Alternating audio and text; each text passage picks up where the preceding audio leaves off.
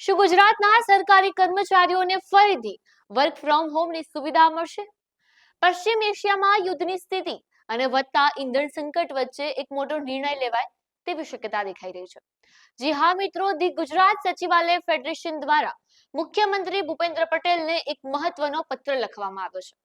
અને આ પત્રમાં સચિવાલયના કર્મચારીઓ માટે વર્ક ફ્રોમ હોમ અથવા હાઇબ્રિડ વર્કિંગ મોડેલ અમલમાં મૂકવાની માંગણી કરવામાં આવી છે, જેમાં 5 ડે વીક એટલે કે ભારત સરકારના ધોરણે ગુજરાતમાં પણ અઠવાડિયામાં 5 દિવસ કામકાજની પદ્ધતિ લાગુ કરવી, રોટેશન બેઝડ કામ એટલે કે કર્મચારીઓની હાજરી અને કાર્યક્ષમતા જળવાઈ રહે તે માટે રોટેશન મુજબ ઘરેથી કામ કરવાની વ્યવસ્થા, ડિજિટલ પ્રાથમિકતા એટલે કે ઈ ઓફિસ, વર્ચ્યુઅલ મીટિંગ અને વિડીયો કોન્ફરન્સિંગને વધુ વેગ આપવો.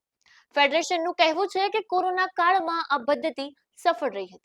તેનાથી માત્ર પેટ્રોલ અને ડીઝલની બચત જ નહીં, પણ ટ્રાફિકનું ભારણ પણ ઘટશે, પ્રદૂષણ નિયંત્રણમાં આવશે અને કર્મચારીઓની કાર્યક્ષમતામાં પણ વધારો થશે. વડાપ્રધાન નરેન્દ્ર મોદીએ પણ ઈંધણ બચાવવા માટે કરેલી અપીલને આ પગલું સાર્થક કરશે. હવે જોવાનું એ રહેશે કે રાજ્ય સરકાર આ રજૂઆત પર કેવો પ્રતિસાદ આપે છે.